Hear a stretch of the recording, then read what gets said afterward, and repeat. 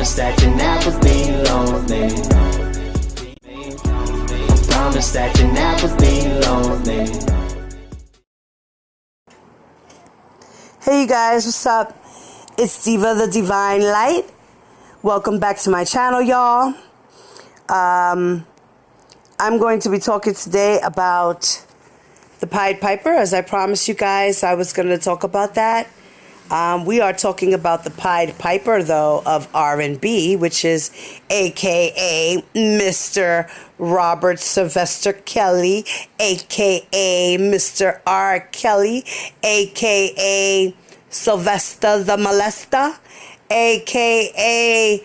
Leader of the Beehives, A.K.A. you know what you call him. So, I'm going to talk to you guys about the definition of the Pied Piper. And then I'm going to talk a little tiny bit. I'm just going to say a little bit about what the Pied Piper and who he is. So, the real story of the Pied Piper is everyone knows the tale of the Pied Piper of Hamelin, who lured 130 children away by playing his pipe. But few people realize that the story is based on real events. Wow, I didn't know that. I'm just finding this out now. Which it took place on the day of Saints John and Paul on the 26th of June in the town of Hamelin, Lower Saxony, Germany, in the year 1284. Wow, was that before Christ? Oh my God, I don't even know. That's crazy. So now I'm going to tell you guys a little bit about the meaning. And they have two type of versions, one an American version and one in a British version. I'm going to read the British version first. The British version, the first one says, also called the Pied Piper of Hamelin. In the German legend, a piper who rid the town of Hamelin of rats by luring them away with his music, and then, when he was not paid for his services, he lured away its children. He lured away the town's children. Okay. But the most important part of this definition here is the second definition, which Pied Piper R. Kelly likes to call himself that, right? So the definition of his version of the Pied Piper is a person who entices, get that right, y'all, entices others to follow him, right? Which he does. He gets people to follow him, right? Girls, guys, gals, whatever you name it, right? Then here we have the second version of the Pied Piper. And it's like I said in the American version.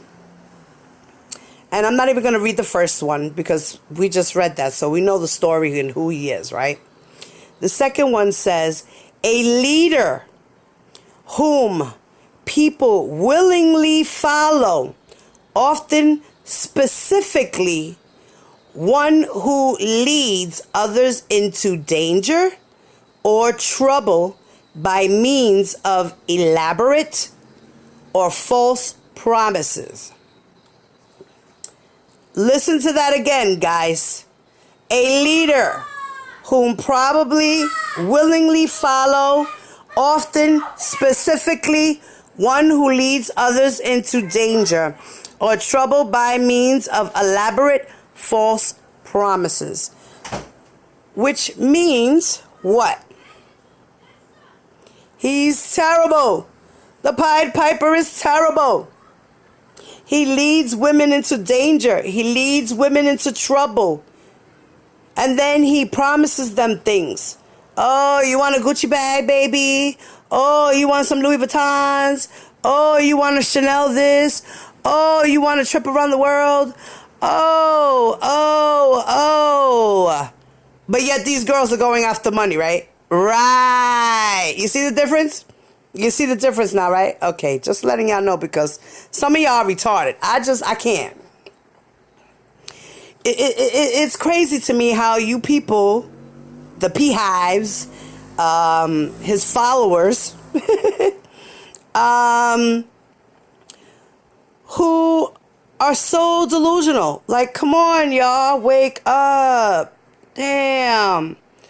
So, this guy right here, Mr. Sylvester Kelly, Bob, whatever you want to call him, Mr. Pied Piper, Mr. R&B. He is the man in the shadows, y'all. In the story of the Pied Piper, he is the mystery man in the shadows, okay? Who tries to come to save the town with his music and inject the world, as he said, right? Okay, so he injected the world with his music and had everybody follow him, you know, because of his music. We all loved, well, for me anyway, I loved him, past tense. I wasn't a super fan, never been a super fan of his. I copped like one CD, and that was the double R, the 2 CD, the R CD. And other than that, I liked his music. You know, you can't deny the guy's a genius. You know what I'm saying? Even though he has issues with reading and writing and all that other stuff, you know, that doesn't take away the fact that he does great music. You know, he writes, he produces, he publishes, whatever. He does a lot of things. He's a great entertainer. But the man just took it way too far with the fame and the money and the girls and the this and the that. And he kind of like went overboard. His fame took over his ego, you know, and made it bigger than what it already was. You know, so it's a shame, you know, as, and then I love Ayala. I have como se dice, a meme that says, real bills and situations will let you know if you have a man or just some company. Ain't that the truth? And these girls don't realize that they didn't have a man. They just had company. That's all it is for him. Company. Sex. Company. He's not in love with none of you girls. None of y'all. None of y'all. He might got love for y'all. But he don't love these girls. He don't love these girls at all. He's just using them for his own sick pleasure, y'all. Like, it's ridiculous. Yeah, I don't even know how to put it into words. But these young ladies, like, y'all gotta wake up, man. I hope and pray to God that these women, because now they're women, that are with him, Azriel and Joycelyn, I hope that they return home. You know, they're really, they got starstruck, man. He gave them false hope. False hope. For what? To become singers. To be a star one day. And he's taken that from them. Can't you guys see that? Come on, man. These girls were aspiring singers.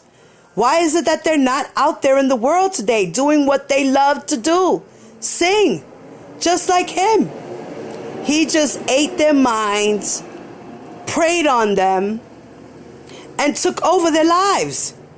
And they have nothing to show for it. All these years they've been with him. They have nothing to show for it. So how can you followers, you beehives, you supporters sit there and ridicule these girls when in reality it's the man who is the one that has manipulated these girls, who has taken advantage of these girls, who has stolen from these girls. You know, it's terrible, y'all. And let me not even continue with that. Let me just get into this article here. And this article, like I said, it was written by GQ magazine. And the title of the story is Why R. Kelly Calls Himself the Pied Piper of R&B. And it was written by Chris Heath. And this story was published back in February 3rd of 2016. And it goes like this. Another baffling mystery explained. Sort of. In GQ's recent interview with R. Kelly, he addressed many of the troubling mysteries that have surrounded him over the years.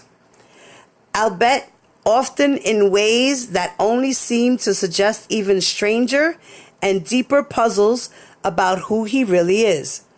But even a 11,000-word article couldn't contain everything that Kelly discussed over those 3 days in Chicago. Wow. So it took 3 days to do an interview with him. They really did a heavy interview with him. Then if it took 3 days, like, who does that?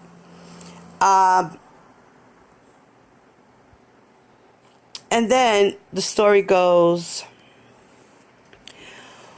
one particular conversation covered something that has left plenty of people baffled, vexed, and incensed over the years.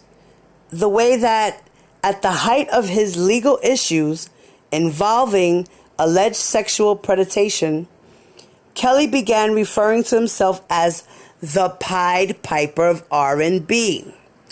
It was startling enough that he continued to release highly sexualized records. Though this could at least be presented at the stubborn refusal of an innocent man to change his style. Yeah, like you think he's going through his stuff. You think he would change things, right? Okay, yeah, he did. All right. So he threw a couple of gospel albums out there. Singles or whatever out there to kind of distract, just like our president does. He tries to throw things out there to distract the people from what's really going on. So, but calling himself the Pied Piper of R&B, of all things, to many people, it just seemed as if he was taunting everyone. In truth, Kelly seems completely bemused when sitting on the 99th floor of the Sears Tower toward the end of our first meeting. I bring this up, and he appears to have no idea why I have done so.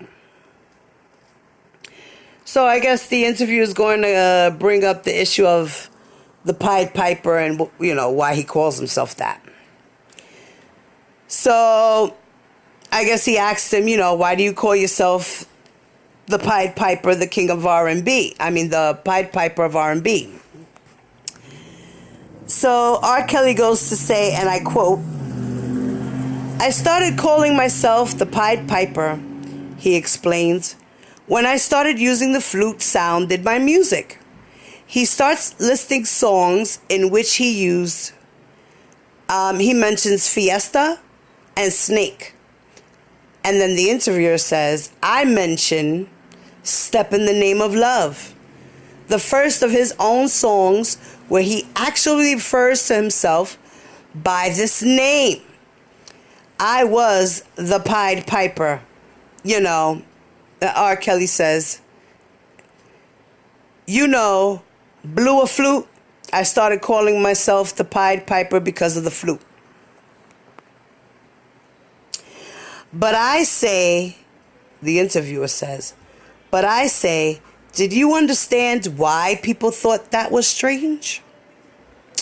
And then he says, R. Kelly says, and I quote, absolutely not, he replies. I was just thinking about the flute, Yeah, you was thinking about the flute.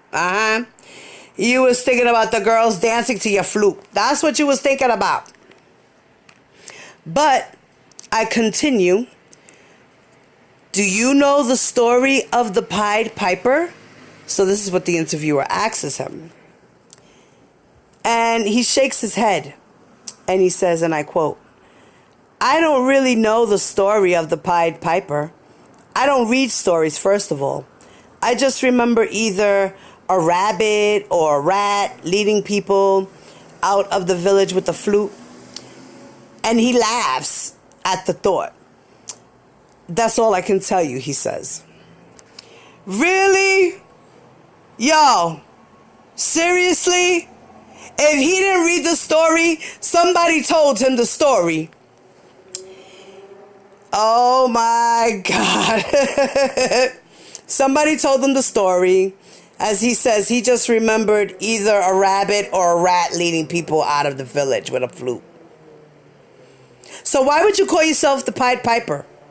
You because you want to lead people out of the town with your flute? Okay, yo. Okay, yo.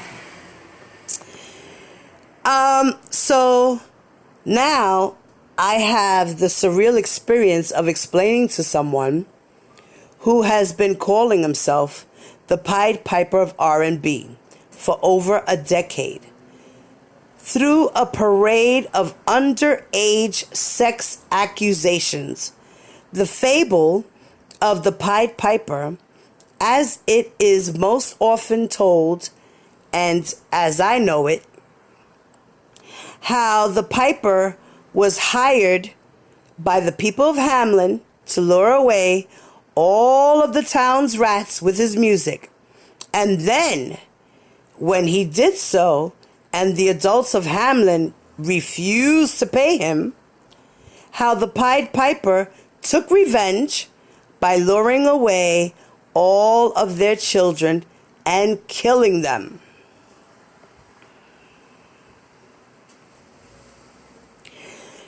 Now, Kelly seems sufficiently mystified that I genuinely believe he doesn't know any of this. First, he asks for a recap. Like, tell me again? Huh? What?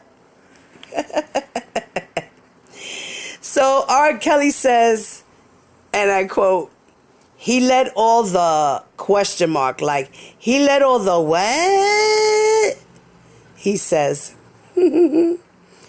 children out of town and kill them. I repeat, that's what he did. So the interviewer tells him, so children out of town and killed them. And I repeat, because they didn't pay him.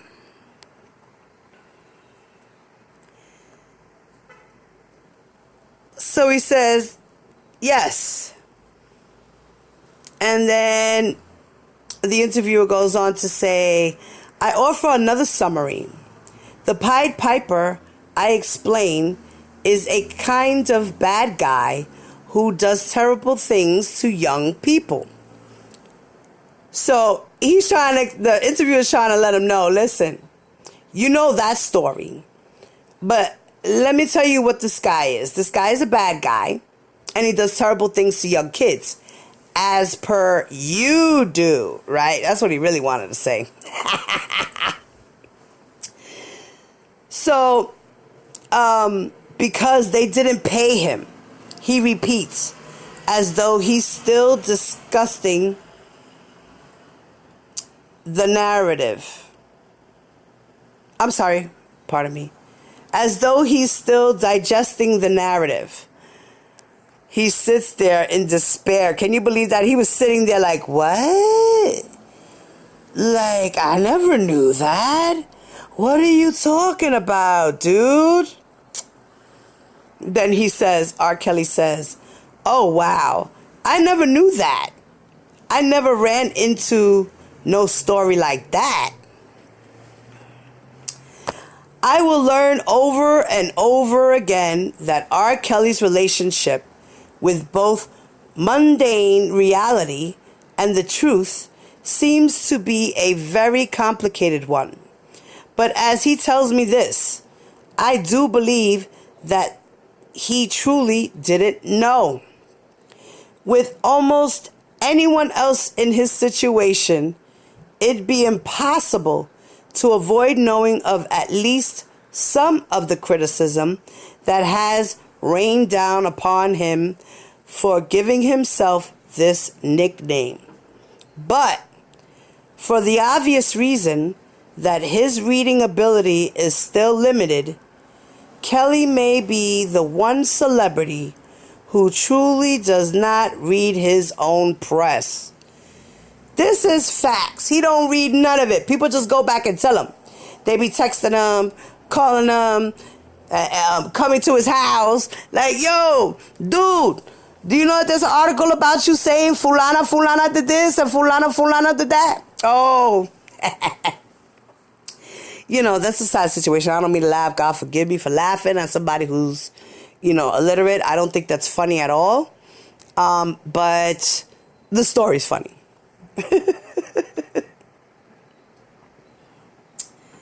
So it goes on to say, I guess Kelly says this, and I quote, I can't believe that people really think deeply like that, he says. It's kind of jokey to me. It's goofy because I don't think enough people think that deep into me. They would compare me to some man that leads children out of the community and kills them? There is no way that they would buy my albums. There would be no way they would come to my concerts. Anybody that thinks that way is sick. So definitely can't pay them no mind. Okay, Kelly, so you think that the people who see you as a person who lures children into trouble, because that's what he does, or into danger, by enticing them and false promises, right? He don't think he ain't doing nothing wrong. Yo, even R. Kelly's delusional. Like, I can't. He's a master manipulator. Always faking a funk. Talking about anybody thinks that way is sick. Really? And anybody who does what you do is sick. How about them cran apples? So the article continues. I tried to explain. It's not so much that people think Kelly is literally the Pied Piper. It's just that they thought it was a strange and insensitive choice of imaginary, considering the circumstances. But for R. Kelly, the roads between not understanding something and then feeling misunderstood and then feeling indigent are all short. Quickly traveled as soon he's had enough of this nonsense.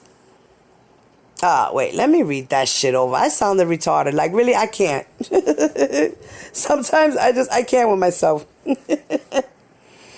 Okay, so let me read that over. But for R. Kelly, the roads between not understanding something and then feeling misunderstood and then feeling indigent are all short. Quickly traveled, and soon he's had enough of this nonsense. Then the article says, people love the Pied Piper when I did that. He objects. That blew up. Some pigged laughter. Come on now. That blew up. Pied Piper. People love that. My album went 3 platinum, 4 platinum, and it did really well for me. I've called myself the Pied Piper. I've called myself the Weatherman. I've called myself Kells. I've called myself a lot of things. Changing the name, switching it up, just flipping, remixing. But never to harm anybody. Never to make a deep statement for people to dig into and figure it out. Like, dude, seriously? How can you, like, he does not understand. He does not understand.